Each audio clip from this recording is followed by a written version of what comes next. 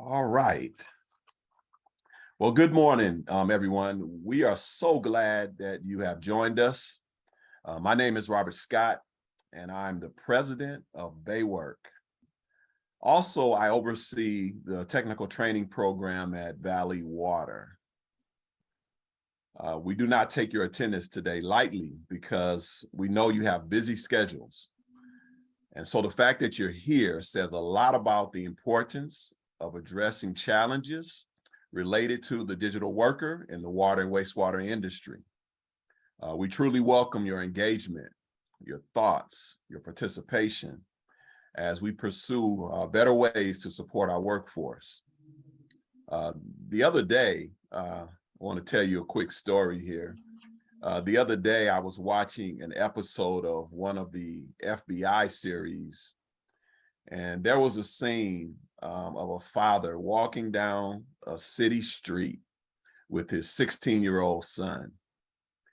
And they were talking, and the son needed to go somewhere, but the father, he wasn't able to take him.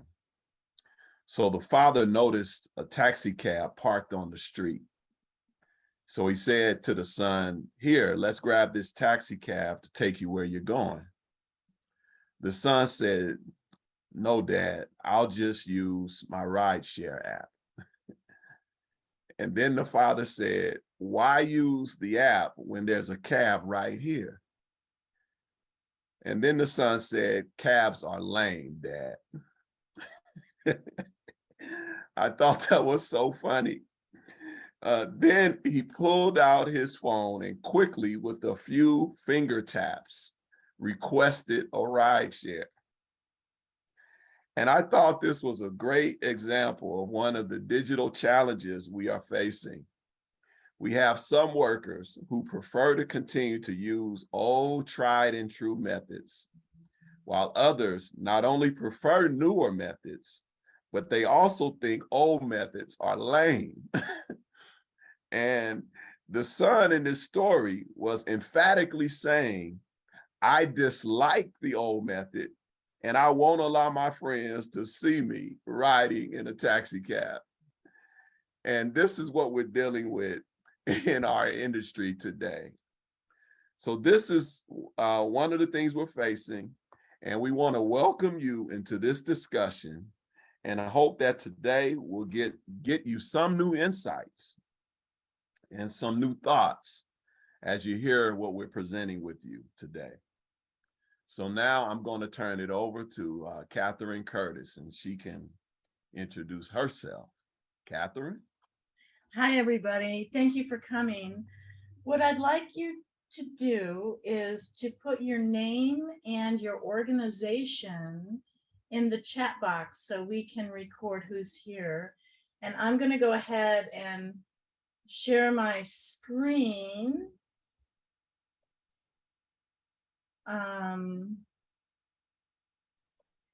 And give you an introduction.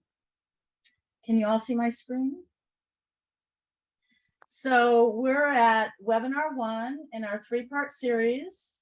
And today we're going to hear leaders tell their own stories about their digital challenges. Here's an agenda for today. Robert did his welcome. I'll do an intro, and then we'll have 4 different speakers with some surveys in between and questions.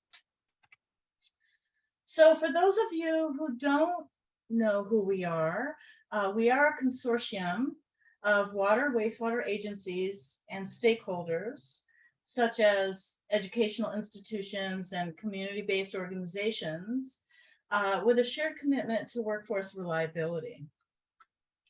So from the very beginning, we have developed these 4 goals in our roadmap, and everything that we do is attached to one of these goals, whether it's development of qualified candidates, training for staff, goal number 2, modifying the work to optimize staff available, and of course, maximizing our collaborative efforts, which we're really good at. Here are our mission critical job categories. This was determined a long time ago.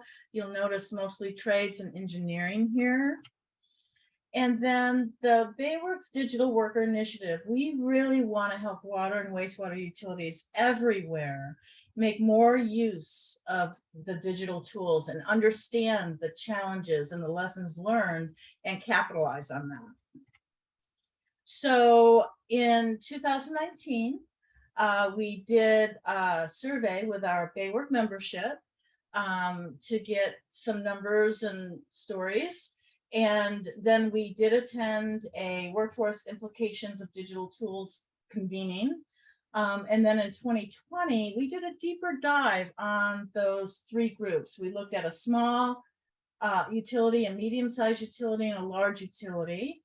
And then we delivered a full-day workshop at the Utility Management Conference right before we got cut off for COVID. So we did get that in. It was really powerful.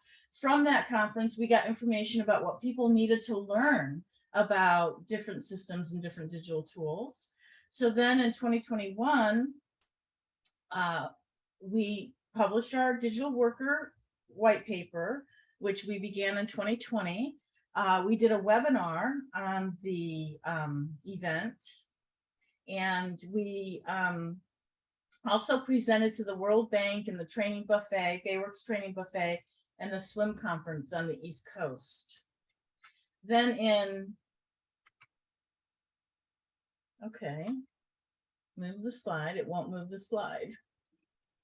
Okay, too far. Then in 2022, we did our live workshop at the Hilton Hotel at the Oakland Airport on May 12th.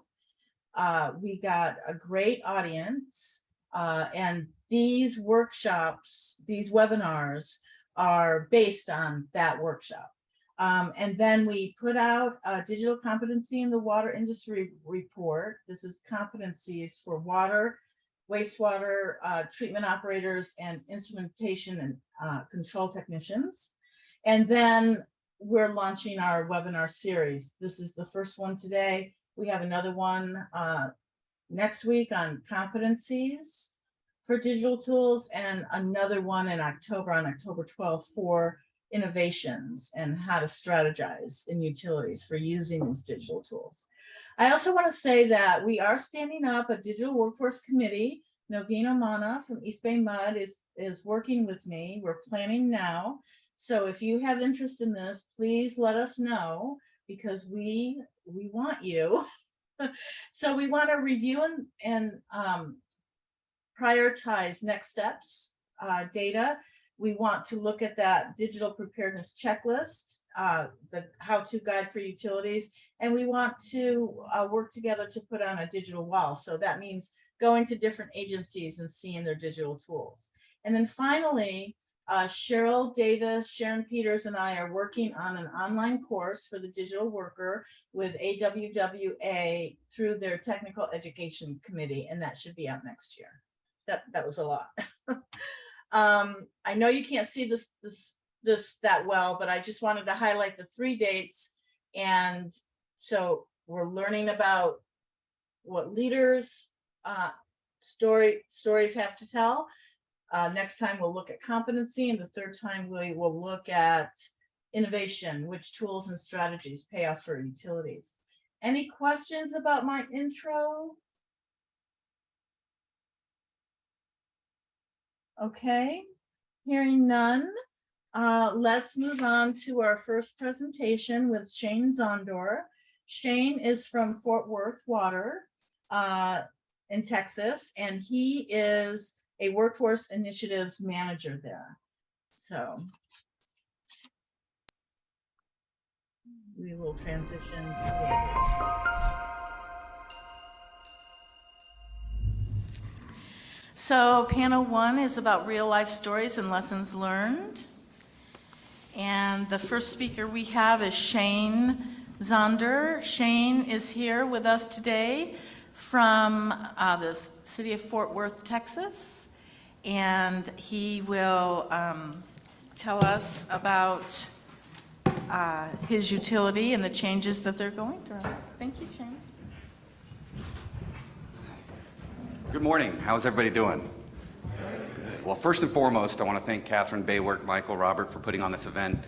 It's been a while since we've been in person, and there's nothing better than being in a room with a whole bunch of people that are united in purpose, united in mission, and ready to advance an industry that is so essential for our community. So thank you so much for putting on this event. Thank you so much for including me in this event and the Digital Worker White Paper. I think the work that we're doing and you're doing is not only vital and important, but it's going to impact us, like you said, Robert, for many years to come. And so when you're talking digital transformation, you're talking digital worker, you can look back over the last 10 to 15 years, and transformation and integration of advancing technologies has been great, right? We've adopted, we've implemented a lot of technology. Some of those have been kind of thrust upon us when you're looking at cybersecurity realm. Others, we've taken our time. It's kind of been slow adoption. We've had some challenges. Some utilities, including our utilities, taken years to kind of adopt some new technology. And then when you're looking ahead to the next 10 or 15 years, I think it's going to come rapid. It's going to come quick. It's going to be thrusted upon us.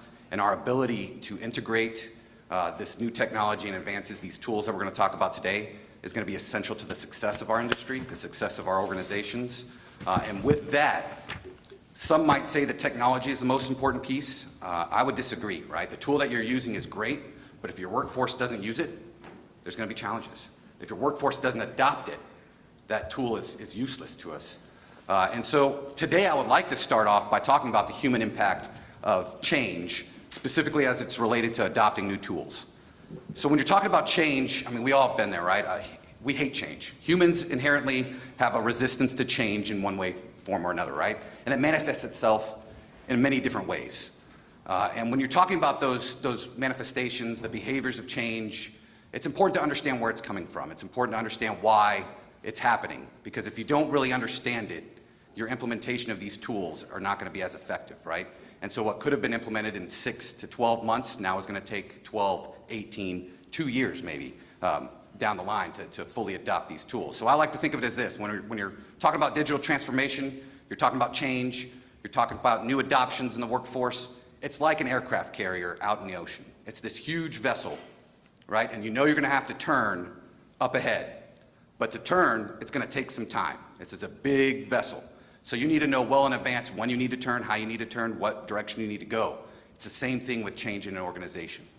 You know, when you're talking about organizations with anywhere from 100 to 1,200 people in it, and you're implementing change, you need to make those course corrections. You need to implement that turn well in advance. So when you do implement that tool, you're going to be ready and successful, and you're going to be on the right path.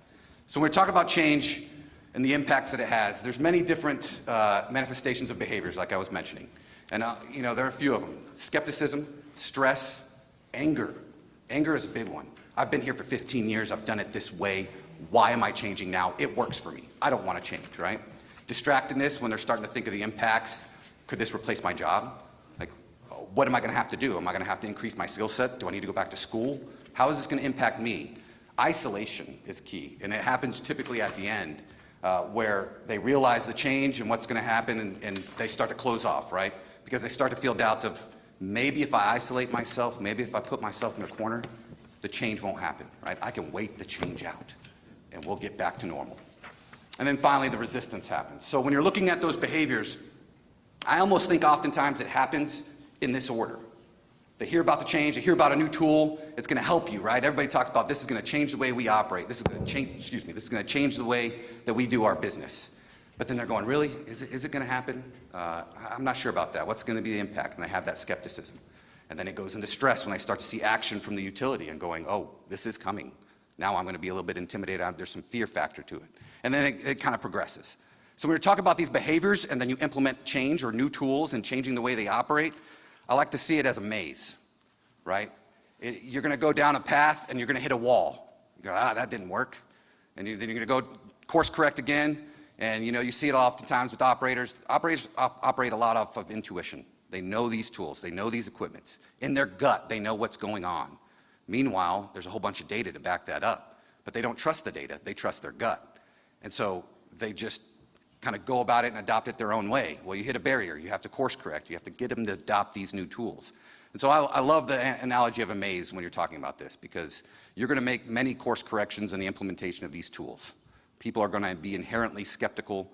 They're going to resist a little bit, or some may adopt it and you've got to use it, but I love this. So the more that you can understand those behaviors and begin to kind of recognize that these behaviors are normal. It's not an indictment of the change. It's not an indictment of the organization or the utility. It's just they need to know more. They need to understand the change, and we need to give them space to experience these behaviors on their own, at their own pace, on their own time.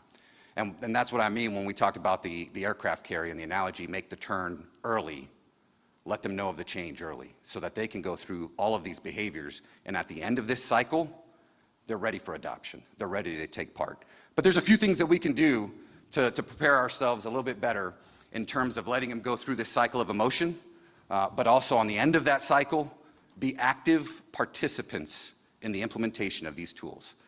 And so when you're looking at that, it really is a process that you can apply in any change. So we're talking today about digital tools. I think this can apply unilaterally across the board with any change in mind.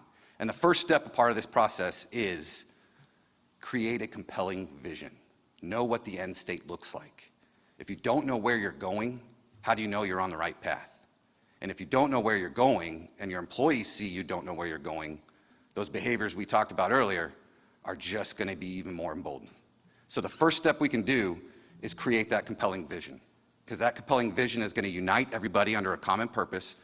And if you do it right and you cascade it down from this is the organizational vision all the way down to the individual roles vision with the implementation of these tools, they begin to have a better understanding of the impact of what it's going to have on them. The next thing is communication. Communication is key, and I would say in our utility, over the last 5 years especially, we've implemented many new tools. We're in the process of going through a complete restructure and creation of new jobs built around recognition of advanced skill sets and education requirements in their classification. We're outdated, right? If you look at it, many of our job descriptions are written for 10, 15 years ago. Technology has changed, but we've never updated it. And so when you're looking at this communication piece, it's key to communicate with your employees often, early, and in many different modes. So within our utility, we've adopted many means of communication and how we communicate the advancement of tools and change. The first and foremost is email is great, but in our industry, it doesn't reach everybody. So we need to be present. We need to be out there in the field, where they're at, talking about things, asking them questions, getting their feedback, giving them more information. So we do that. We do what we call daybreak dialogues. And in the morning, we had one actually this morning where our leadership was out there as the crews were getting ready to roll up the vehicles. And they're present. And we've communicated change to them. This is your opportunity to ask. So between the face-to-face, we've also used apps. So we have a communication apps that reach all of our employees. When we have announcements of pending change or new tools or what's on the horizon, we shoot it out to everybody. On top of that, it goes out on email.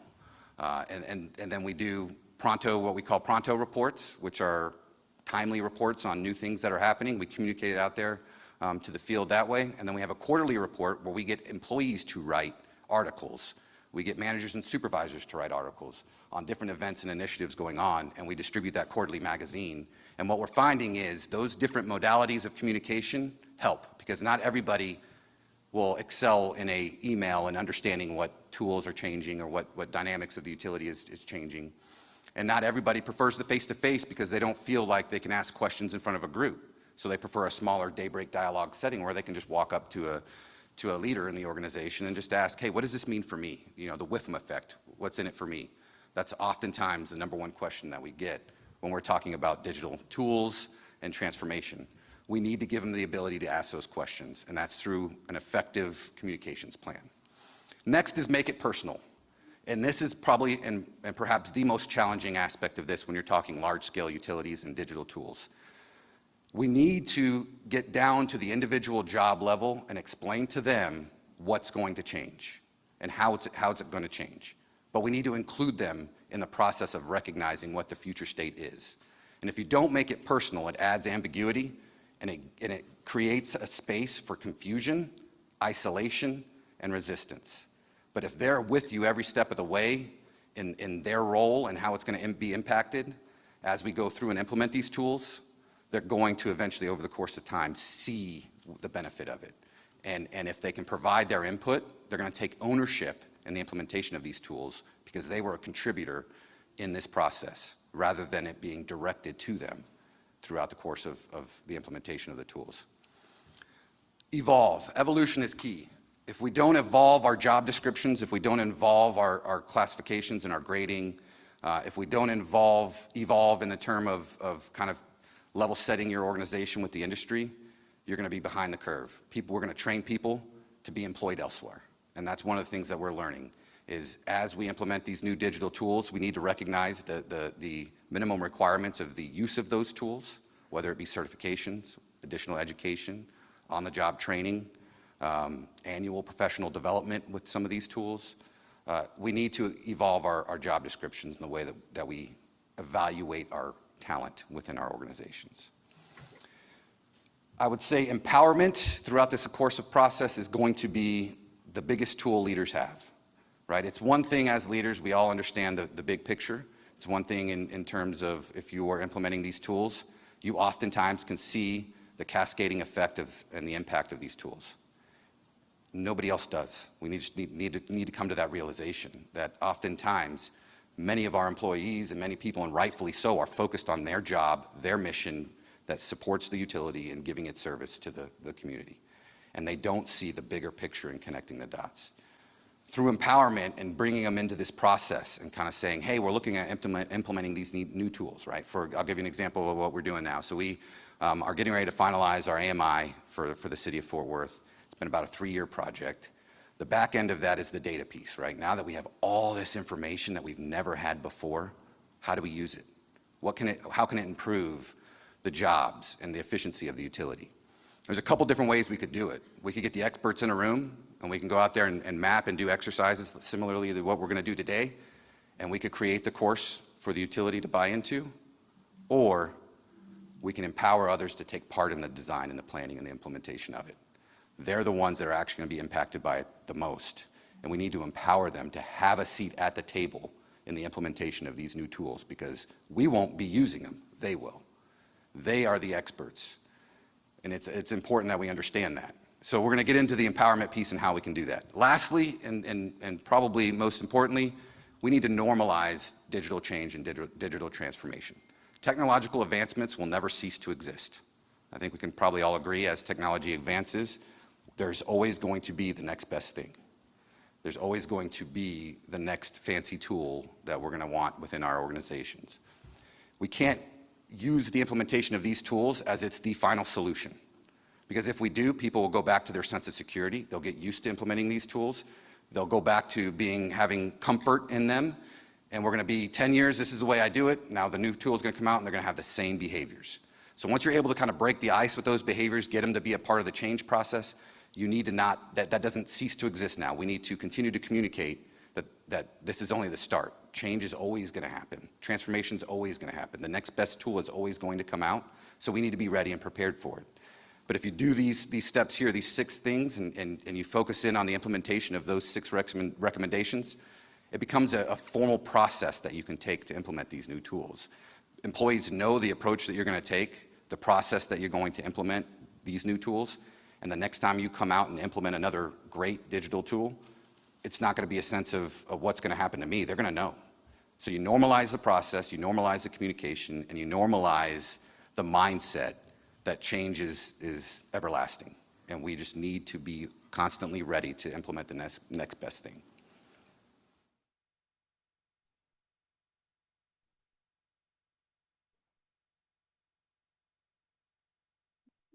All right, we have a poll question here for everyone. Hopefully you are tracking with Shane here, and I'm launching the question now, and hopefully you can all see that. The question is, which response do you believe employees in your organization will demonstrate the most when digital change happens? Is it skepticism, stress, anger, distractedness, isolation, or resistance? Okay, I see responses coming in. Great. Again, the question is, which response do you believe employees in your organization will demonstrate the most when digital change happens? All right, we're going to give everyone a few more minutes. Now, I know you might have wanted to put several responses, but we wanted to really isolate the one. If you had to choose one, which one would it be? Okay. I'm going to close the poll in 5, 4, 3, 2, and 1. And now I'll share the results of the poll. All right. Resistance seems to be what people selected the most. And next, I see skepticism and stress. No one chose anger, interesting. All right. Okay, thanks for your engagement here. Hand it over to Catherine. We're going to continue. And now we will continue listening to Shane Zonder and his presentation on the human side of change. So one of the things that we realized, and I can't take credit for this, right? I wish I could, because I probably wouldn't be here today maybe, but if you have ever heard of the Neuro Leadership Institute, it's a great organization. So one of the things that I love to do is I coach. So one of the things is executive coaching or employee growth coaching. And it's based on what they call a brain-based coaching model. And it's incorporating the understanding of neuroscience in human behavior and how you can change behavior based upon the understanding of one's brain. And David Rock is the creator of the Neuro Leadership Institute. He comes out with great books. So if anything by him I would recommend, because it just gives you a different perspective of how to understand, organizations, employees, team dynamics. But most importantly, it gives you tools to change behavior. Because when you're talking about digital tools, it's really easy, and we do it, right? So go back to the data lake. We have a whole group of people that have done nothing but Excel spreadsheets for years, right? All that data is in their Excel spreadsheets. They have the pivot tables, they have the macros. I mean, it's their baby. And then now they don't need it. They can go to the data lake and get instant access without having to do a single calculation, right?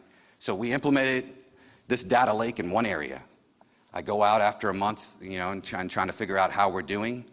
I say, hey, just ask a question to where they're going to have to get access to that information, and guess where they go? They go to their Excel spreadsheet. And I'm like, why are you doing that? Well, I want to keep my Excel spreadsheet. And I go, so you're doubling your own work then, right? Yeah, but there's a sense of comfort there. And so when you're looking at that, the Neuro Leadership Institute came out with a model. It's called the SCARF model. And the SCARF model is essentially 5 domains that employees have related to change. And you can view these 5 domains in 2 lenses. You can view them in a negative state, which is a threat, and you can view them as a positive state, which is a reward.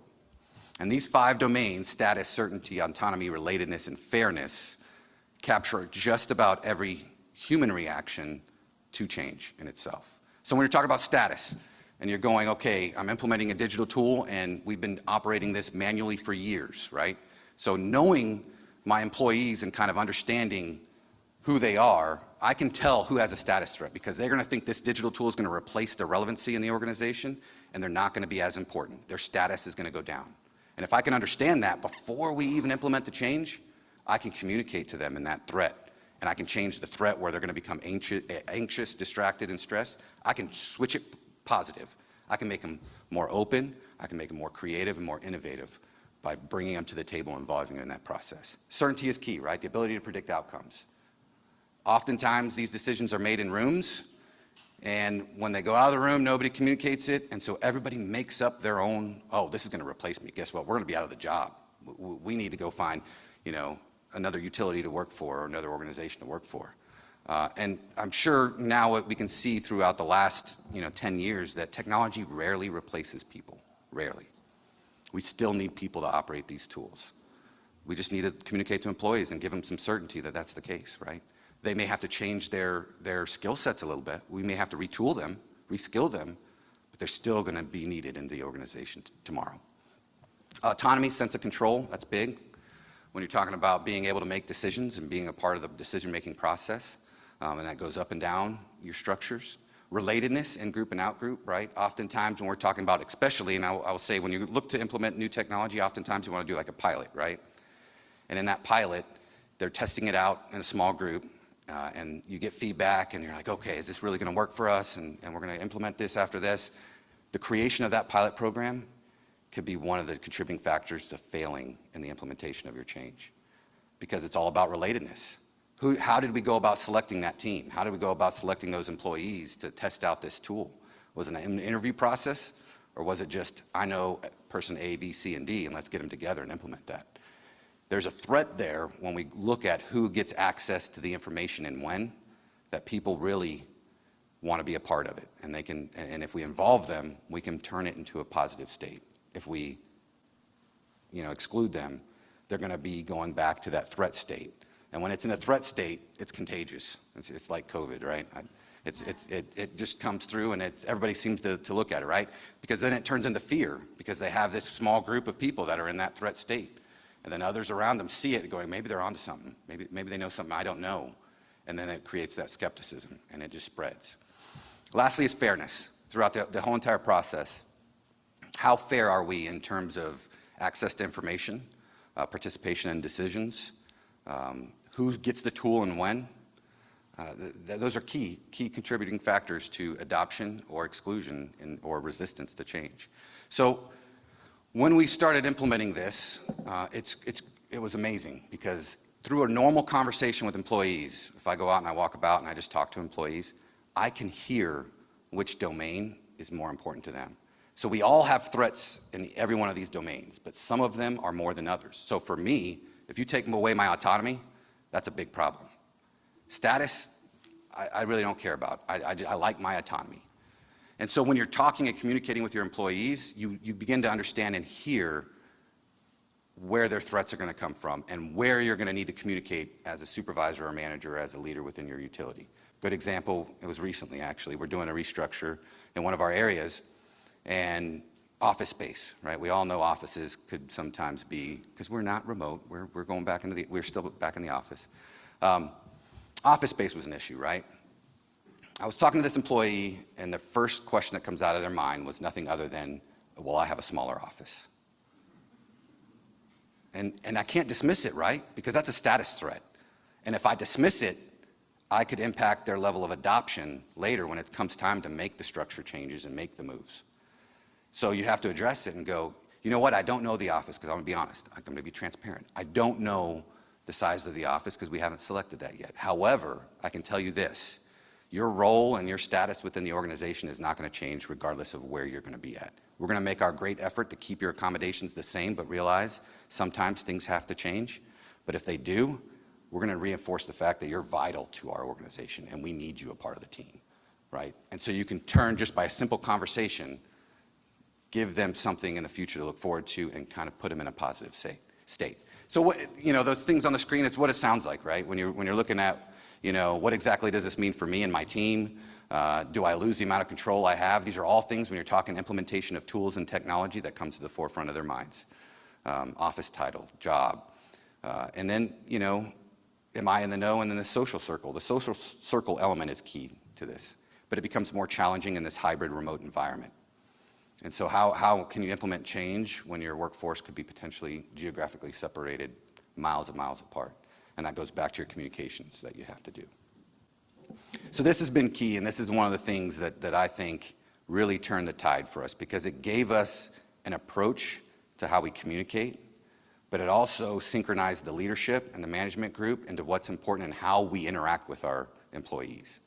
Because one of the things that we saw was, as a leadership team, you can undercut your own implementation of digital tools simply by having a differing message amongst that group of leaders within the organization, from those frontline supervisors all the way up to your director, your CEO, or your president. And so giving them a framework to kind of communicate and focus messaging on was really key. So one of the biggest things that we look at in terms of how do you incorporate this into your change plan, it really starts with that continuous process that we're talking about here. First and foremost, strategic planning. The more you know what's coming in the future, the better off you're going to be in terms of planning and preparation. So strategic planning is key. Looking out 3, 5, 10 years down the line, participating in events like this and communicating with other utilities and seeing what they're doing and the success that they're having gives you ideas, incorporate that in your planning. And as you begin that strategic planning, I always would recommend doing like a working group. Get employees from various levels, various specialties throughout the organization after you have a plan or an idea of moving it forward, and get them involved in that process. Ask them difficult questions. What does this do to our organization? What are the positive impacts that it could have? Is it worth it? How will this impact us in 5 or 10 years? And then after you do that, and they kind of go through those questions, set that vision within that same group. Because the vision, while it could come from your leadership, could also come from your working group and be refined by everybody involved. Because once you have that vision set, you can solidify why we're doing this as an organization. You can really get people to start buying into a compelling vision and that need to change. And in doing that, that's set up, right? You're getting after a lot of the SCARF principles, the status, by incorporating them in the working group, the certainty by communicating that vision and what's going to be happening in the future, and doing the planning and making that planning public, the autonomy and where you delegate decision making and how that impacts your plans of implementation of these tools, relatedness, giving people every opportunity to interact and communicate on the implementation of these tools is key, because they're going to come at it from various different perspectives. And one of the things that we figured out with relatedness was, in our utility, we still have a member that was born in 1945 working for us. He's like 70s, I can't do the math off the top of my head, but he's up there in the age, right? And he is still contributing to our utility. But guess what? That puts 4 generations in our workforce, or 5 generations in our workforce. How do you get the perspective of each of those generations in the way that they want to learn those new tools, implement those new tools, and the resistance that they have to that technology? So if you can get them all in the room together and they begin to communicate and they form that relatedness, that in-group, you begin to find a hybrid approach to implementing these tools that will cut through those generations. Whereas if you just do it in a small group, you have a project manager, you have the training team, you have your leadership, and you go out there and you try to direct it, you're going to realize that you're going to have to go back and get that working group together after the fact, and that's going to delay your implementation. Sorry. I like to talk with my hands, so microphones and I don't get along. So incorporating SCARF into your planning is key. The next step is actually having a change management approach and standardizing that approach across the entire organization. And so we like to do the whole plan, prepare, execute, phase 1, phase 2, phase 3, right? And planning is key, because if you can do the creating from that working group and solidifying the why, you can create that need for change. It's going to bring you much joy later on, trust me, because your communications are all going to be centered around it and people are not going to be questioning it. Do vision and objectives. I love to have a change vision. I love to have it. So in the implementation of a tool, create the vision for that tool. What's it going to do for the employees? How's it going to impact the organization? And how will that improve services to our community?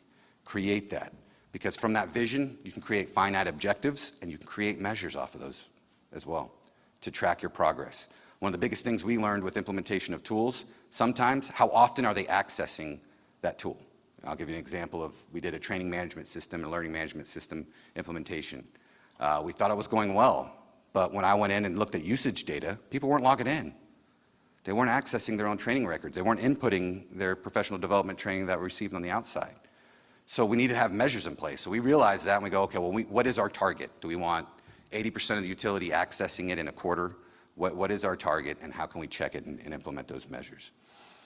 Form a change management team is key, but make that team, force the team to interact with others, right? Having a central consolidated group of people talking about the implementation from many different areas of the utility is key.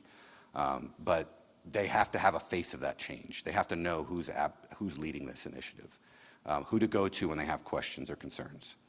And then communications plan needs to come with it. So our communications plans look like a big spider web, and it starts off and it just kind of just branches out, and it just talks about all the different modalities of communication and when. So before the planning, during the planning, after the planning, when we create the plan, how do we communicate that?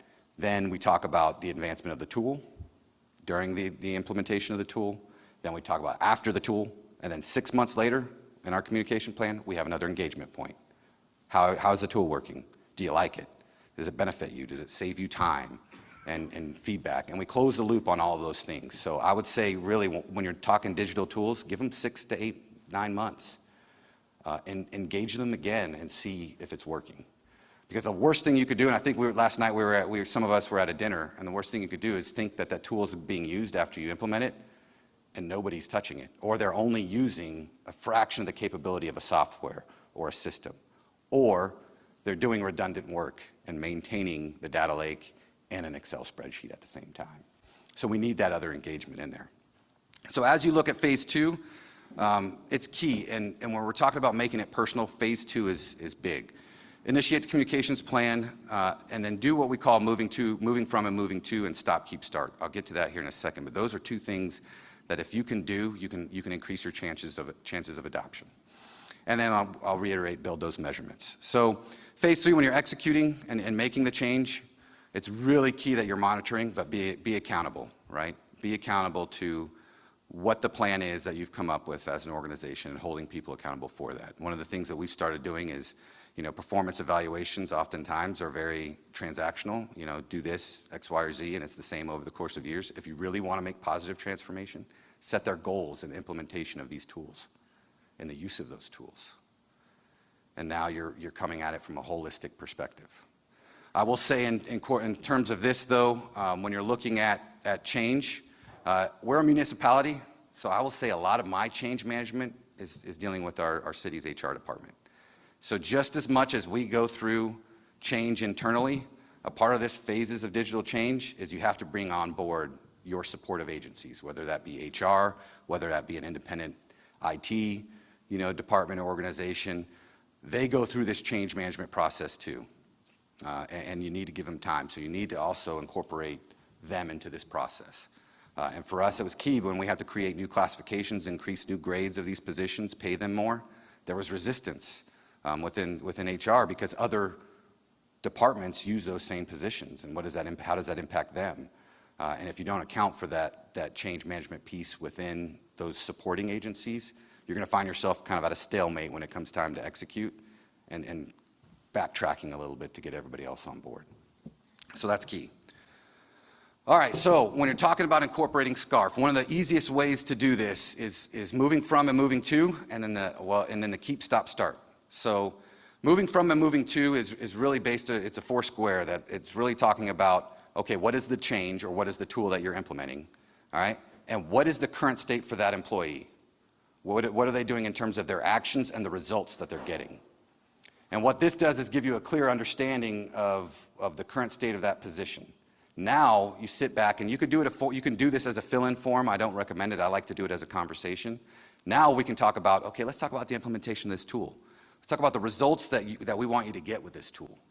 Let's talk about the actions that you're going to take with this tool, whether it be accessing software or actually utilizing a physical tool within the utility, and what actions that's going to take, and you just identify it. And so what's that's doing is it's giving you clarity of the change within that position so you can establish some measures, but it's giving that employee a sense of certainty about what is to expect of them in the future. They have something tangible now to look at and say, this is what's going to happen to me in the very near future. These are my expectations. Oftentimes we think these are assumed, and they're not. The employees don't necessarily fully grasp the implementation and what it's going to take to apply that tool in their work day. The second one, the keep, stop, start, this is key too, because oftentimes when we're talking about technical advances, when we're talking about implementation of new tools, there are things that we need them to stop doing, and they never do. They continue on oftentimes. And what that does is it creates a burden. And then have you ever heard in change, when you're shifting things around, they're like, oh, I got to do my job, and now I got to do this new thing, and now I got to do this, and I've got to take part of this. They're just piling on themselves, right? It's because nobody's telling them to stop. Hey, you don't have to do this anymore, and I don't want you to do this anymore, and I'm going to follow up to make sure you're not doing this anymore because we want to make your life easier. We want to make your job easier with the implementation of these new tools. So writing it out, letting them know, these are the things that you're going to have to continue to do no matter what. These are the things that we want you to start doing. But in order for you to start doing more in your current role, we should be taking things off your plate. So let's go ahead and identify that plate of things that we're going to take off. And in order to do the stop, it's key, because sometimes you think with the implementation of digital tools, it's just going to completely eliminate a role or a function, and sometimes it doesn't. So you need to hand those jobs, those tasks off to somebody else in that realignment or the follow-on to the implementation of that tool. So on the bottom side of that form or that discussion is what conditions have to occur for this employee to stop doing what they're doing.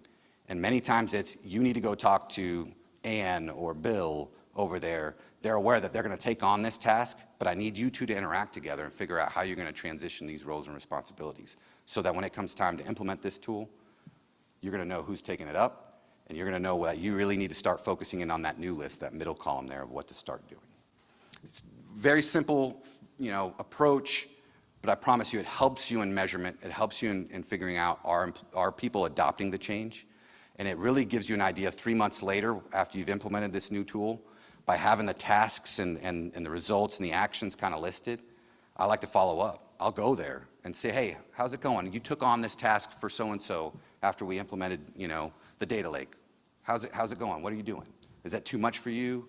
Are we adding on to your position? And then I'll follow up with the other employee. Hey, how's that new tool going? Have you cut away from doing X, Y, or Z? Yeah, it's been great. It's awesome. Because if you don't make it direct and deliberate in addressing key things, you're going to get general answers from employees, and then you're going to have a little confusion on what's the state of the adoption of those tools. So you want to know enough about their job to be able to get to the task level and ask them direct questions, because that's when you're going to know truly if they're adopting these tools or not. So looking forward and kind of, I like to look at this too the create model comes from David Rock. So he's a genius in creating these approaches. But when we're looking at digital implementation and trying to make sure that people are ready and that we're trying to normalize digital transformation, the create model is key in being able to do that. First and foremost, when you're implementing these new tools, you need to understand the current reality of the people that are going to be impacted by these tools. What are they doing? How are they doing it? What challenges do they have? Can I incorporate those challenges in terms of addressing them with the implementation of these new tools? And then you need to look at exploring other alternatives. So we have a mindset and approach of how we think these digital tools are going to be impacted, are going to impact employees in different jobs. But that's just from our perspective. So we need to empower employees to explore other alternatives and how they adopt and utilize these digital tools. Put the ball in their court and let them go. Because if you do, what you're going to see is energy surrounding that initiative and that effort. And you need to tap into that energy. So once they come in to play in terms of providing their input, and you see that motivation, you see that engagement, use it. Tap into that energy so that you can co-create the future. And that's really what we're doing in terms of these tools, because these tools are going to be key to our ability to stay relevant and advance our services within our communities. And it's one thing of having an uphill battle and implementing change from a directive standpoint. It's another thing to be able to do it together in a collaborative environment and co-creating that future.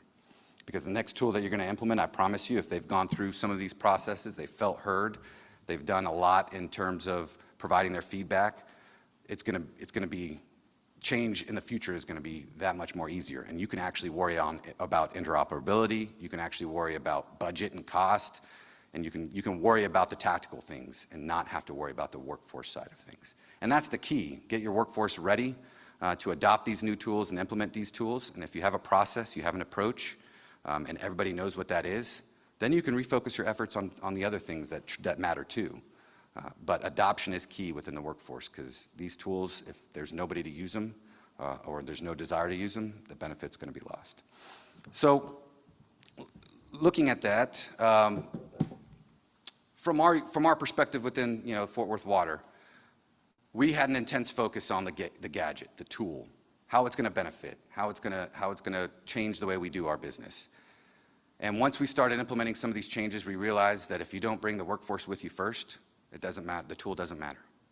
And so today I hope that through the last few minutes you guys have kind of seen or got some ideas of how you can address the workforce first, get them on board, get them ready to adopt these tools, get them motivated and engaged to adopt the tools, because if you can do that first, implementation is going to be a breeze, and you're going to reap the full benefits of some of the tools that we're going to talk about today.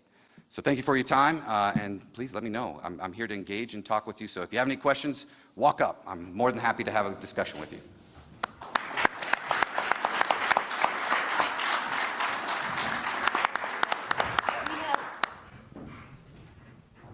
We have about 3 minutes of questions.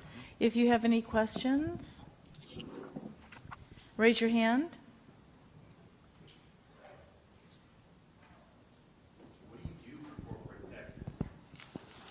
So good question. So I am, about 2 years ago almost, the utility saw a need for a group of people to address workforce concerns. So technically I'm manager of workforce initiatives for Fort Worth Water, but that is a large umbrella, right? So I like to think of it as anything from attraction, recruit, development, retention, and retire that we're a part of.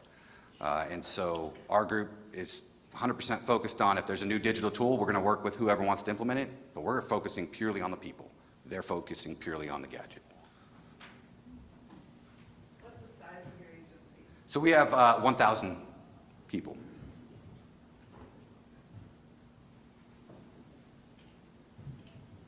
Great presentation. One quick question I have is that you talked a lot about the tools. Just wondering if you can share which are the tools that have worked and which has not. Probably you don't want to share which doesn't, but definitely like to hear which worked, you know. Yeah, so I will say when we're looking at, I'll just use a recent one. So when we did AMI, right, and you talked about the tools that we can use for meter services and how that, you go from manual meter reading to now you need to worry about communications modules, you need to look at all the data, and you're changing from essentially somebody that doesn't interact with customers on a day-to-day basis to now they're the frontline interaction with the customers, utilizing new technology. Being able to ready them and prepare them from a skill set standpoint was key, because what we found was with this tool, some people didn't want to do it. They didn't want to make that transition, and by communicating with them early, it was key for them to kind of figure out this is not going to be for me and kind of change. Now, what hasn't worked, I will say, the data piece is a challenge. Getting people to utilize data to inform decisions and program management is challenging, and we're still working through that bit of how do you get people to trust the data, but understand how it could benefit them in their decision making. Which aspect of the SCARF model do you think was most challenging? Certainty. So there is a lot of unknown when you're talking about implementation of tools and the impact that it's going to have on positions. So I'll give you a good example with drones. So we're using drones now across the board in some of our, on the collection side and some of our inspections of our system, sending drones in through the collection system. And that changed the skill set required for that position, and we knew it, right? So when we started adopting this, we couldn't give them certainty of what the end state of their position is going to look like, because from the employee perspective is, I should be getting paid more, right? And we couldn't give that to them because we don't control the grading of those classifications and positions. So certainty sometimes is very difficult to do. But what we found is if you can't provide 100% certainty, be 100% transparent and just tell them. And that's what we found works best. Great. Thank you.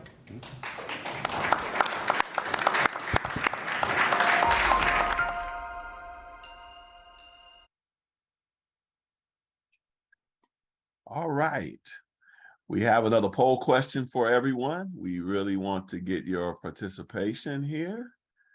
And I'm going to launch the poll so you can all give your responses.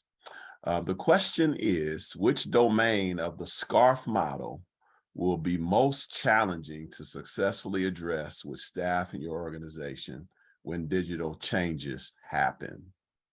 Will it be status, certainty, autonomy, relatedness, or fairness?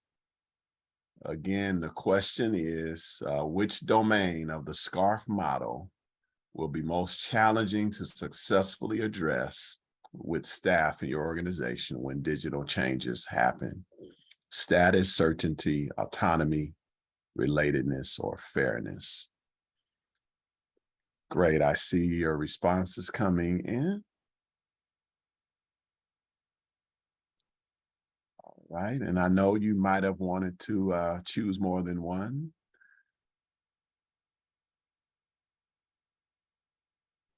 We wanted to get which one you thought would be the most challenging.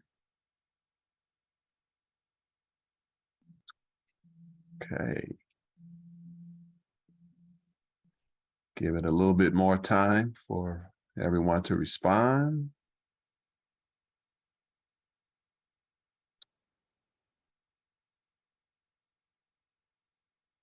We appreciate your thoughts. All right, I'm going to close the poll in 5, 4, 3, 2, and 1. All right, let me share the results here. All right, most of you chose certainty, and that was the one that Shane mentioned he thought was most difficult for them as well in their organization. And then we also see autonomy and relatedness. Thanks, everybody, for your responses. I'll turn it over to Catherine. Thank you, Robert. It's our great fortune to have Shane with us today, and he is standing by to answer any questions you may have. So we have a couple of minutes for questions and comments. And Robert, would you like them to post their questions in the chat or? Yeah, they can post it in the Q&A. There is one question in the Q&A, and I believe Shane answered it, but everyone may not see it. The question was, how do we accommodate new positions like data scientists into our workforce structure, for which we have really no history yet? Do we train up into these new skills or just hire from outside? And Shane, I'm gonna let you answer that if you can, so everybody can hear. Yes, absolutely, and thank you for your question. And it is a great question, right? And it's a challenging one because you could go at it from both ways. And I will tell you that we're in that transition as well with data scientists and data analysts and creating a series. And what we have found is it's gonna probably be a mixture of both, right? What tends to happen as you evolve and you implement new technology, your motivated early adopters of that technology tend to latch on. They self-teach themselves, or they go out and they find professional development tools, and they become that expert, which is great, right? And they're taking their own initiative and doing it. And from our utilities perspective, those are the individuals who ultimately will be a part of this data scientist and data analyst series that we're creating. As well as you look to get in them senior most positions, that's where you're probably going to have to look externally for some talent to come in because you want somebody with a unique skill set that has experience leading these efforts in organizations because this is a new technology for us. And so we merged both of them together, a combination of both. I'd like to say something here. This is one of the issues that our Digital Workforce Committee is looking at addressing. Monty Hamamoto from Silicon Valley Water, for example, split his instrumentation and control technician into 2 separate positions. And you'll learn more about that in our next webinar, so stay tuned. But we are working with HR, and we're working with national workforce development committees to, delve into this issue and look at what are the positions we'll need.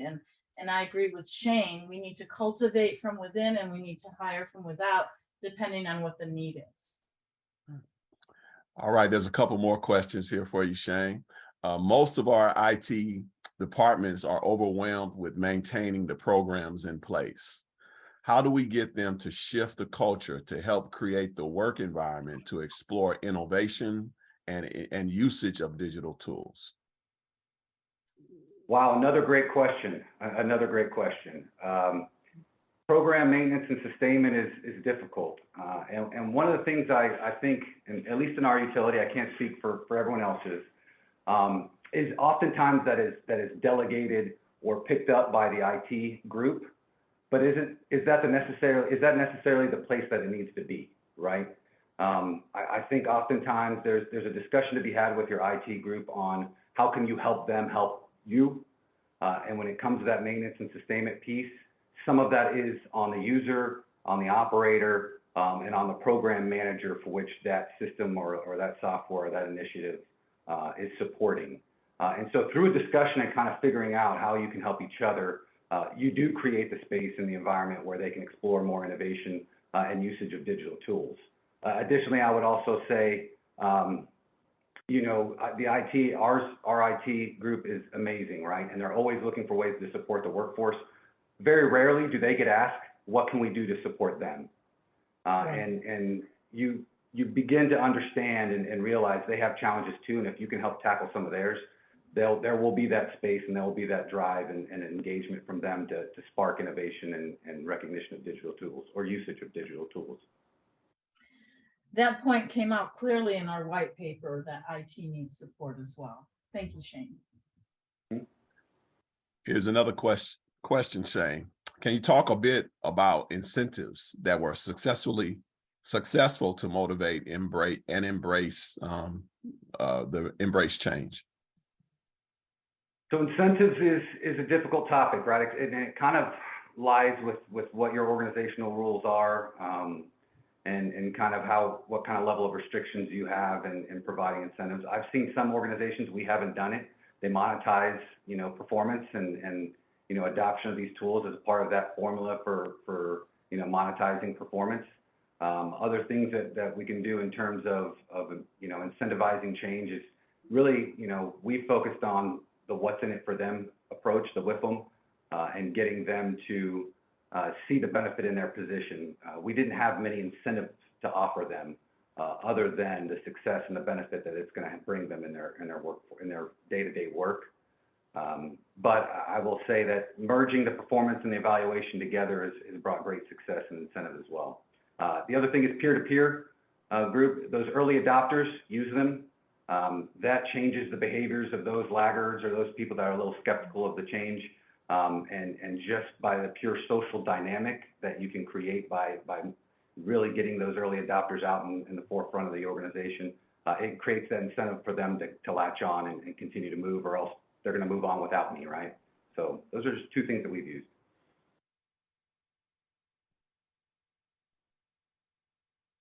One more question, and we'll have to move on. How did you get the IT group to understand they are to serve the workforce? Good question, and I will be 100% transparent with you all. We have an amazing manager, Rick Lisenby, who understands the importance his role has on our workforce. So from on our end, there was little that we needed to do to convince him to be able to do that. But I will say, you know, one thing that I've done in the past in other areas is convince them to go out and shadow people doing their job, so that they get to see firsthand the processes, the steps that they have to take, the manual aspects of their job, and, you know, looking at it. And what I do is I like to ask questions. Hey, you know, is there something out there that can help them? And then all of a sudden it becomes their idea, not your idea, not the employee's idea. And they begin to see, oh, okay, you know, we have these great tools, and through their idea, they become more engaged in the workforce, and it kind of spreads, and they begin to do that over and over in other areas. Okay. There is one more question, Shane, I think you should answer. It says a new classification or changes to classifications in many of our organizations will involve the unions. What approach have you found to be effective in getting the unions to be engaged with you other than salary increases? I wish I could answer that, Angela. Unfortunately, we don't have unions within our utility, and I don't have much experience there in being able to negotiate with them. I don't know if, you know, Catherine or Robert, you guys have experience, but it's unfortunately a question I cannot answer. Well, that's a very difficult question to answer. San Francisco is a union town, as everyone knows, and we've struggled with it, actually. Not so much on the digital workforce initiative that we're embarking on, but just in typical negotiations. So that could be a whole webinar in and of itself, right, Robert? Do you have anything to say on that? Yeah, I'll just say a little bit at our organization, Valley Water, where they're looking at incentivizing it, and with the the changes, people are advancing their skill sets and having some way of incentivizing new skill set achievements and things like that. So there's something that's been looked at. All right. Great. Next, I'd like to introduce our next speaker, June Lopez. She is the general manager from Molten Miguel Water District in Southern California, and she's going to talk to us about culture. Innovation, technology, digital workforce, they all sound great. Who doesn't want it in their organization? However, achieving those words are harder than sometimes people think. And that's because it always comes down to people, the mindset, the culture of an organization. Because anytime you talk about change, doing something different, it's human nature to feel just a little bit uncomfortable and hesitant. And in some cases, there's outright resistance. That's why, as a leader of an organization, or even as a leader of a group, when you're trying to affect change, it's really important that you have the foundation in which to build success around innovation and developing a team of people who not only are comfortable with change and innovation, but embrace it and seek it out. So how do you do that? How do you have that kind of an organization? And I'm going to share with you my story. Molten Miguel Water District, we're based in California. I've been with the agency now 10 years. And when I first got here, it was a very different agency. We were not known for our innovation or our data-driven ways of solving problems. Now we are known for doing things differently. But the thing that we're most known for is our culture. And those two things go hand in hand. Because if you don't have people that are willing to try new things, then it's going to be very difficult, if not almost impossible, to incorporate digital solutions into your organization. So what is that foundation? I call it the 3 C's: clarity, communication, and consistency. There's a lot of solutions that are out there, and every organization is different. So it's being clear about what is the issue or the problem or the thing that you're trying to do. Because even if something's not a problem, typically if there's a problem, that means you're a little too late. So part of being innovative is to anticipate what's needed before problems occur. So what you'll hear a lot is, well, everything is fine. We've always done it this way. There's no problem to be solved. So why are we changing things up? And my response is, if there's a problem, if something is broken, then you're too late. And having clarity as to what you're trying to do. I'll give you an example. 8 years ago, our agency started what's called the California Data Collaborative. It is a nonprofit which today represents 21 million Californians. I had to explain to our board of directors, who are publicly elected, as well as to my staff, why we should be doing this. We were managing just fine. But the clarity of the need is something that I had to articulate time and time again. Because we were faced, again, with a historic drought in California. And there were a lot of policies and mandates that were required by the state agencies. But it was based on poor data, because as an industry, we've been data poor, meaning we have data and paper forms and files and cabinets, but not in a way that is standardized and clean and centralized to be able to use in the way that we should and could. So we said, if we can have better data, we can have better decision. And if we have better decision, we have better outcome. And all that to better serve our customers, those who rely on us. So really laying out clearly from the very beginning, not once we were in the middle of implementing something, not after, but way before in advance, communicating clearly what we're trying to do. The second C is communication. Now, you have to articulate and explain, but most importantly, the biggest part the most important part of communication is listening. You have to listen, because so you've explained the need and why you think this change is important, but now you have to receive the feedback and really understand not just what people are saying and thinking, but how they're feeling, because feeling is everything. That's what moves people. That's what compels people. So you do a lot of listening, and you listen with an open mind. See, there's a difference between just listening and listening in a way that's meaningful. Listening in a way that's meaningful means once you received the information, the feedback, and even pushback, you synthesize it, you think on it, and you bring it together, and you incorporate the things that you've heard. Otherwise, what's the point? It's just you let them talk and nothing comes of it. So that communication, that ongoing communication with people at all levels of the organization, not your just management team, not your board of directors, not your consultant, but every single layer and levels of the organization. Because ultimately, if you do it right, everyone should benefit and see the purpose of that innovation. So this is why it's important to communicate. And never underestimate that those who are in the manager position know best.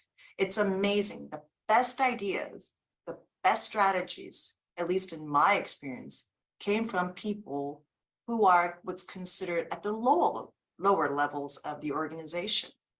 And it doesn't matter their tenure. Sometimes fresh perspective is gold, and you have to seek it out. Communication is a very active thing that we do.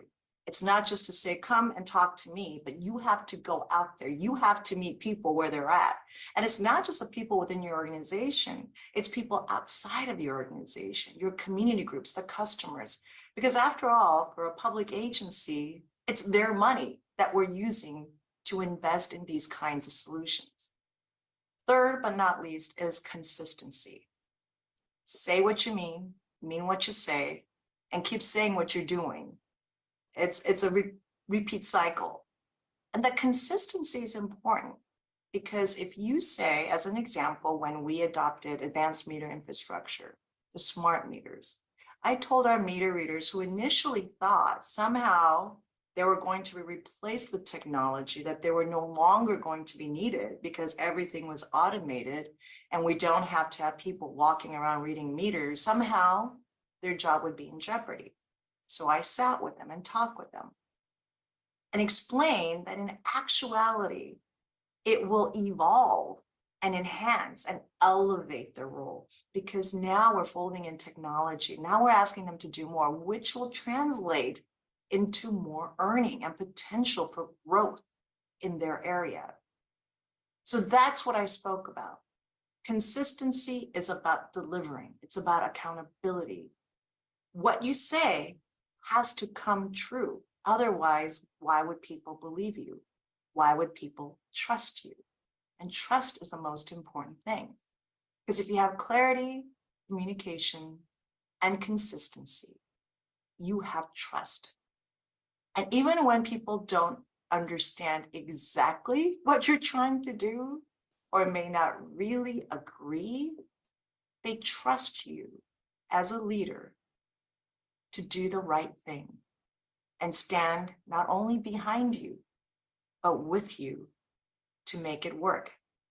Because not all solutions are the best solutions, but the best outcomes are because people make whatever solution work best. So at least from my experience, that's very important in creating a digital workforce that evolves and advances our utility and our industry. Because as I always like to say, we're not just in the water business, we're in the people business. Thank you.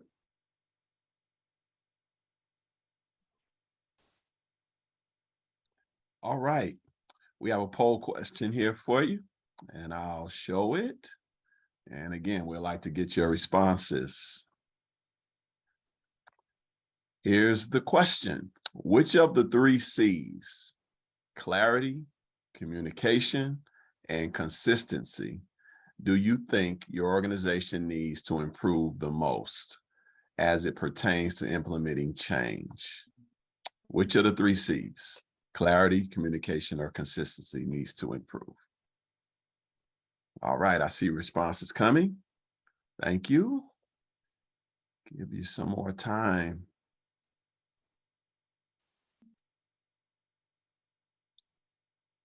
All right.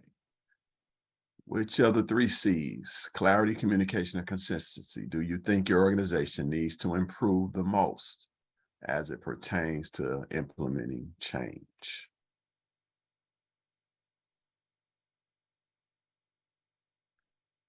And clarity is from the beginning. Why were you changing? And communication, explaining and listening to feedback. Consistency is say what you mean and mean what you say. All right, I'm going to give it a little bit more time, and then I'll close the poll. We'll close the poll in 5, 4, 3, 2, and 1. And I'll share the results with you. Here we see communication as the number one that everyone chose as being the most difficult or needs to be improved. All right, turn it over to Catherine. Okay, thank you, Robert.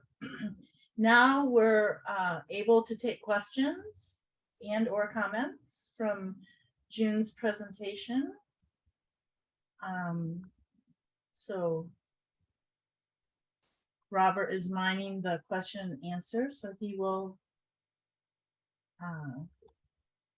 ask the questions. June is not here, so we'll do our best to respond. And if you want, you can just raise your hand and we can allow you to speak.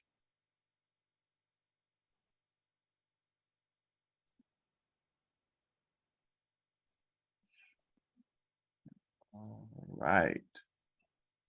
We have no questions.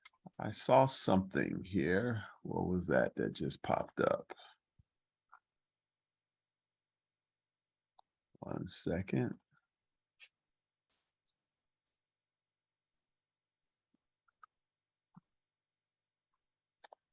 All right. Let's go ahead and move on. Okay. Next, I'd like to introduce. Oh, we got someone here. I'm sorry, Catherine. Okay. No, go ahead, No.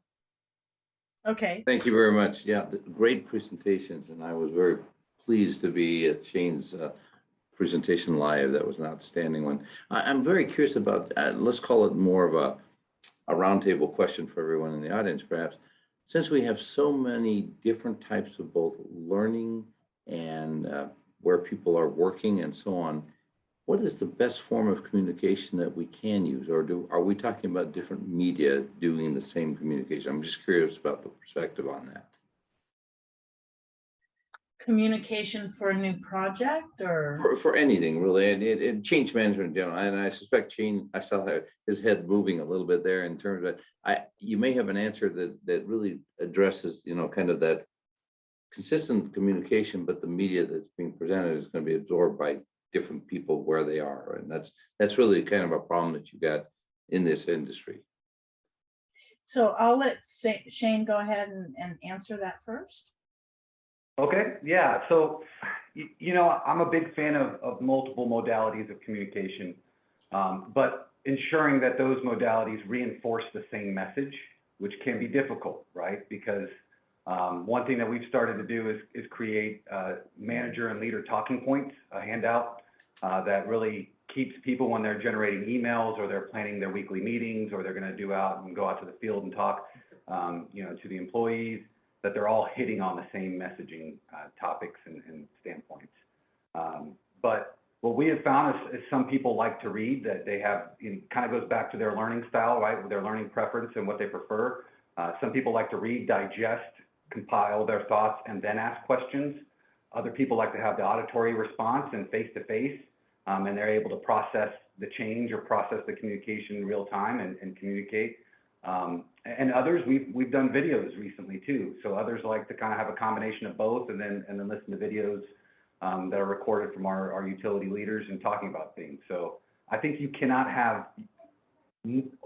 over communicate in the amount of modalities that you have, as so long as they're all aligned in the same messaging. Thank you. And I can say no, for a project that I'm working on, I use all kinds of modalities of communication, meeting minutes, leadership sessions where they answer questions from the staff, PowerPoint presentations, email, voicemail, all of the modalities are used depending on the need and the necessity to communicate.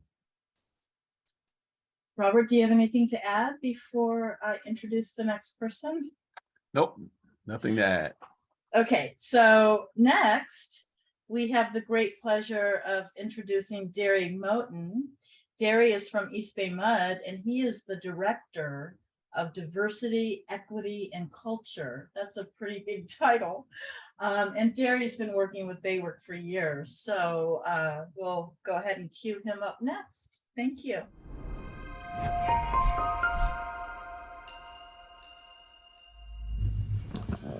Good morning, everybody. As Catherine said, my name is Derry Moten. I work in the Office of Diversity, Equity, and Culture with East Bay Mud. It's a newly formed group, and we are focused specifically on 3 specific areas. We work, our Learning Development Division is part of that group. We also have our Diversity Inclusion Office and then our Contract Equity Office. So those are the 3 offices that are combined in our work group. Really quickly, the section that I'm talking about is about organizational culture. And one of the things that we have been going through is, again, like most organizations, is the significant amount of retirements within the organization. We're an organization of about 2,000 employees. We have had about 60% of our employees retire between 2016 and now. So we've had large amounts of transformation in terms of the people in the organization. But when that transformation happens, and I'll get into how this applies to kind of us digitally in a moment, but the transition numbers have looked like this. When I first came to the organization 8 years ago, when I got there, the common conversation that we would have with people is that you're going to be a newbie until you get to 10 years. And so that long tenure of people, and the average tenure of an employee at that point was about 24 years. So again, 2,000 employees, average tenure of 24 years, was led to a significant amount of retirements. That average tenure now is 11 years. When I first got here, that 24-year tenure had an average age of 49 years. Even though we've had a significant drop in the tenure, our average age is still 47 years. So our average employee is 47 years old. So the breakout on that, and I want to kind of share this with you, is that we have 360 people who are over age 60. We have roughly 500 people that are age 50 to 60. We have roughly another 500 people who are age 40 up to 50. 345 people that are age 30 and up, and then we only have 98 people who are below 30, okay? So when we look at that whole factor here, where we stand organizationally, one of the things that is our challenge is that we've had a significant number of system changes, and we have some of our IT people here today who've been ushering that. As we were the little information back and forth about, we need a change management person that's dedicated to all the change. So we've had a significant amount of organizational change, but one of the challenges and part of our story is that as we've been having personnel changes, we've had to significantly also change systems. But because most of the people who we bring in to backfill positions have been tenured people from other places, that's why our age isn't going down. And so because we get that, we still have the change of dealing with resistance of people having been comfortable with using certain types of technology, and as we're updating technology, we still have the struggle that you would think that because we had high turnover that we would also have easy way of making transitions with technology, but that's not the case for us. So we've been kind of working through this process of dealing with culture change overall. One of the things that we're working towards right now is in employee and organizational development group, we're working on cultivating our skill sets around change management models. So again, the usage in our leadership development program of the SCARF model, other models like that, using other change management models to start getting our skill sets cultivated that we can continue to move through and add change in all areas. Because we have the change of naturally digital changes that are going on. And in some cases, we've had the very strong receptivity. When COVID hit, we were able to make a quick transition. We were in the process of doing a transition of our Microsoft systems. So when we came in, we were able to implement, when COVID hit, we were able to instantly jump into Teams. We had a really fast turnover with how we started to be implementing that system. One of the things that happened is our technology met a deep need of people. And so the deep need was that we really had to be able to work toward, again, working remotely, keeping people engaged. So we were able to, in that case, really deal with that very quickly. And as you mentioned, the SCARF model, that challenge of where people fall in terms of their sense of what is critical to them, what is a threat to them. We benefited because COVID became the threat. And so we didn't have to worry about whether people were ready to do things. People all kind of banded together with that external thing becoming the threat, and us being able to then respond quickly by providing people an answer to the threat. So there are cases where again, when we look at kind of our models of change, one of the models that we've been working with is a model from an organization called ProSci, which is called the ADKAR model. And the ADKAR acronym basically stands for 5 stages that people are moving through toward change. And the first stage is really the stage of awareness, is how can we work to build awareness with people and make sure that they understand what's happening. They understand both the story behind the situation, and again, as was painted very well by you, Shane, was the issue of what is this going to look like in the end. So how can we build awareness? The second thing is, how do we tap into people's desire for change, which is where that SCARF model is really critical to understand what motivates people, and in that motivation, how do we help connect people to the motivation that they have to tap into their desire to want to make the change. Because no matter how much training we offer to people, when people aren't ready mentally to adopt change, they resist all the training we offer, right? So tapping into those things that become that portion to make sure that they're there. The next stage is then knowledge, which is building that awareness and making sure, building the abilities, putting people into training mode, making sure that they can train. Next is then how we then take them and make sure that they have the abilities to actually plug into technology. So what that looks like is as we have had technology rolling out, is supporting it both with core training, but then also targeted training to specific areas to make sure that they're going. So we've been doing that. One of our IT things that they've been doing is a regular kind of fireside chat in which they've been bringing forth different types of technology and actually giving people more opportunity to talk about it and have conversations about it in that transition. And the last thing is reinforcement. How do we continue to reinforce once people have gotten to this? And this becomes the same issue. The people who are resistant to change, how do we, in that change, make sure that they're continuing to make change overall. So that's kind of just kind of the big picture of what we're working in. So thank you for listening. Appreciate it.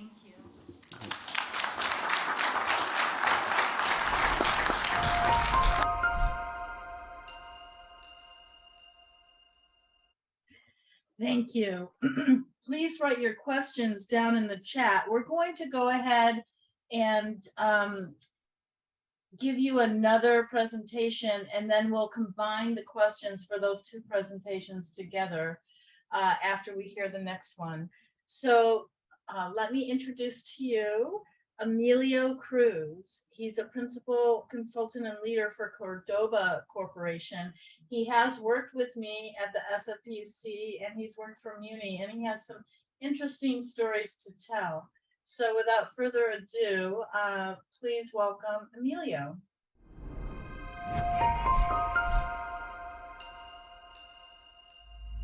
Good morning. My name is Emilio Cruz. I'm with Cordoba Corporation, but for a little bit of context, I used to be the Assistant General Manager with the San Francisco Public Utilities Commission, and I also ran San Francisco's public transportation system, MUNI. So I've spent half my career in the public sector and half in the private. And I agree completely with Shane that you have to have a compelling vision. And I would argue, in order to have that compelling vision, you need to know exactly what problem you're trying to solve or what opportunity you're trying to gain benefit from when implementing or considering implementing a tool. There's a lot of really cool things out there, and somebody can come and show you something and you can be kind of wowed by that, but take a step back and figuring out what it is you're trying to do. What change are you trying to implement within your organization? And I strongly, strongly suggest that you have to bring your operators in early. They know the plant, they operate that plant, they live it, they breathe it. And so when you think about what you're trying to change, bring them in to understand why you're trying to make that change. And let them contribute, because they will bring pearls of wisdom that you don't consider because it's been a little while since you've been in the plant and been in boots. And a perfect example of that is, many of you may have heard about the toothpaste story, but there was a toothpaste company, and every once in a while a box would get sealed without a tube of toothpaste in it, and it would get shipped, and so you're paying for shipping.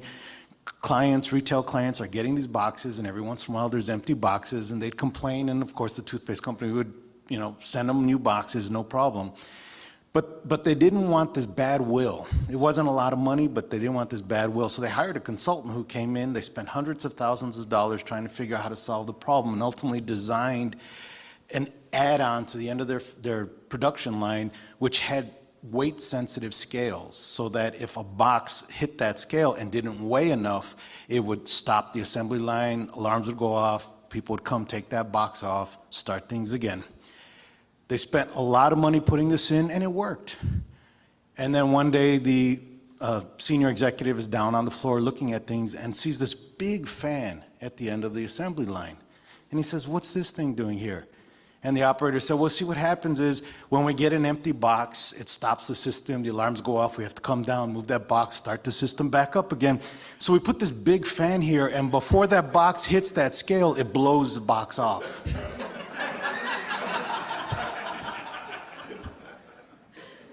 That was the answer from the beginning. But the senior executive staff was so disconnected from the operators that they went outside to solve their problem, which was perfectly solvable inside. So keep that in mind as you do this. The other thing that I will say with regard to, I agree completely with all the emotions that people go through. The biggest emotion that allows you to make changes in the organization, whether they're organizational or tool related, is respect. If your employees respect you, they will respect your decision.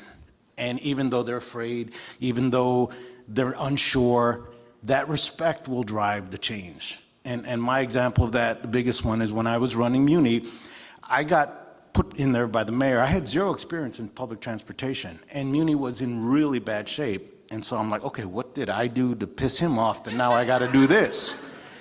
But I got there, and I would spend time at the plants. I would go to every single operating division that we had, every quarter, every shift. We ran 24 hours a day. We had three shifts, and I'd visit everyone every quarter. And I would talk to operators and say, "Look, I know it's tough out there, but I need you to be courteous. I don't need you to be effusive, but don't be rude. Be courteous." And finally, after a while of this circuit, one of them said, "That's really easy for you to say. It's not like you've ever driven a bus in downtown San Francisco." And I took that to heart, and I said, "You're absolutely right." So the next week, I told my staff, I need to learn how to drive a bus. And I went out, I learned how to drive a bus. I went down to Daly City with a MUNI bus, took my driver's license test, got my license, put on a MUNI uniform, and drove a bus in downtown San Francisco. It is not an easy job. But two things happened. One was, and this is something to your point, Derry, we were going through massive changes. We were understaffed because we had been under budgeted, and I fought to get the money. Once I got the money, I had to hire people. I was hiring 400 MUNI operators a year. That's a lot of new blood. a lot of new, inexperienced people. What I learned getting behind a bus without experience is, yes, I could be courteous, and yes, I could be safe, and no, I couldn't be on time. As a rookie, I couldn't do all three. So I learned something huge. I needed to adjust schedules, to adjust expectations, so people wouldn't be mad at Muni for being late. The other thing that happened is the operators gained respect for me. And they said, we appreciate the fact that you did that. So the other absolute necessity is respect when you want change. Thanks.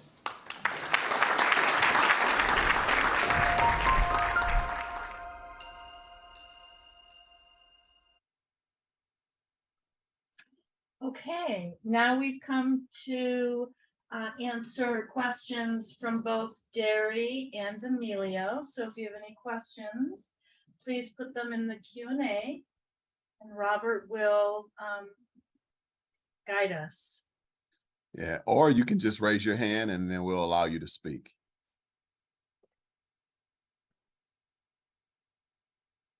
Any questions? Any comments?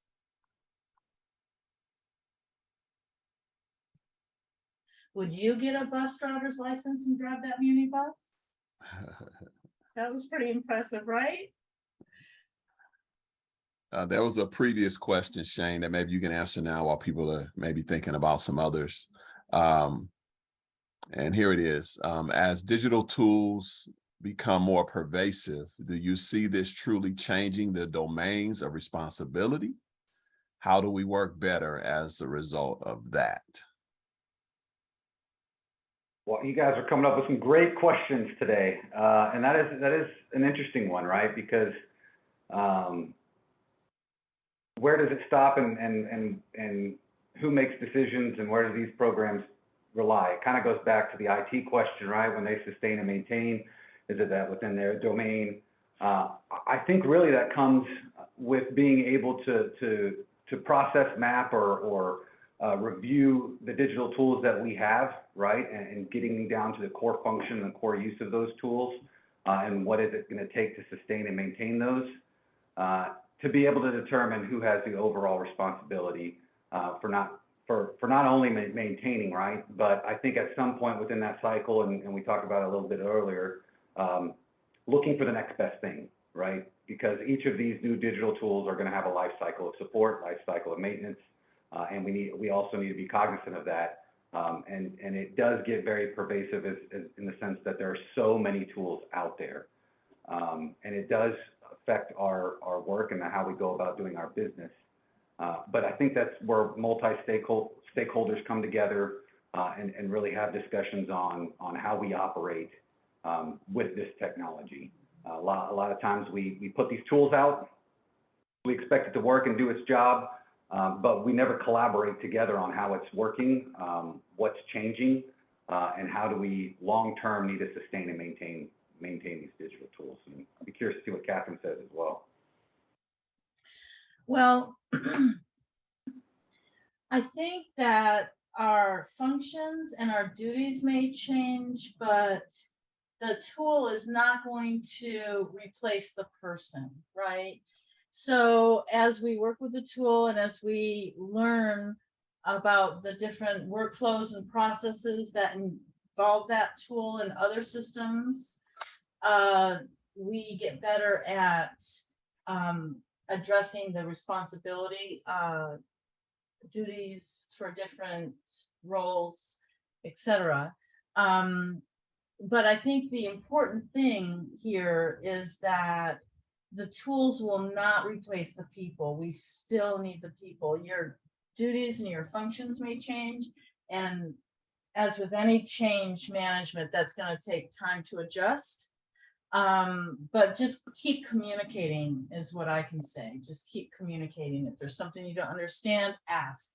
If there's something that you understand well, maybe you can help a group that doesn't understand it so well, right? So we need to collaborate together for these changes to take place and be successful. Robert, do you have anything to add?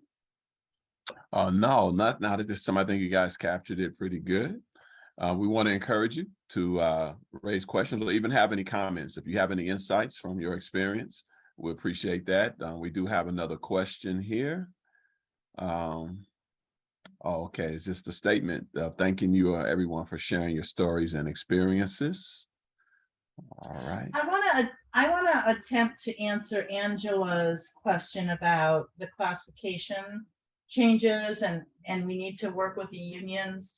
Everything that Baywork does is based on research, and I think what we need to do is research what these different occupations are. We've already began discussions.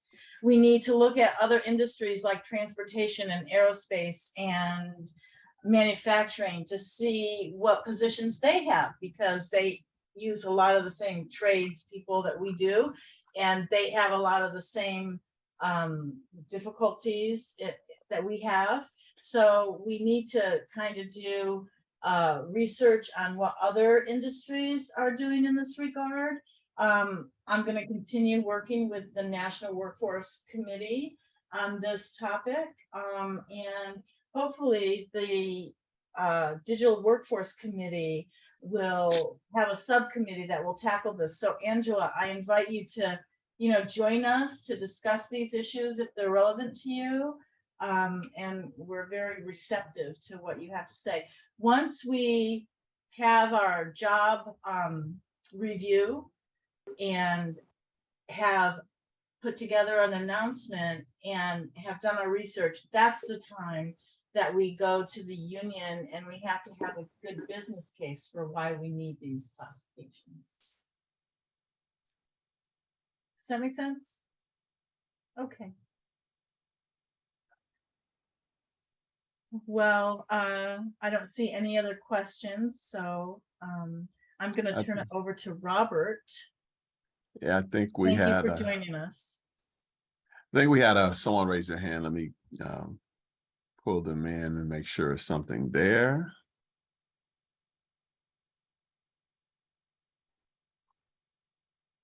I guess they put it up and took it down. All right.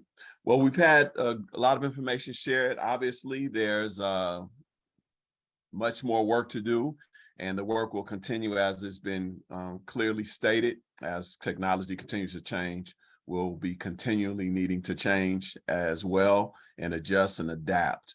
And so Baywork is committed to participating in this process, and because we want to make sure that the digital worker has everything they need to do their jobs well, so that we can have operational reliability.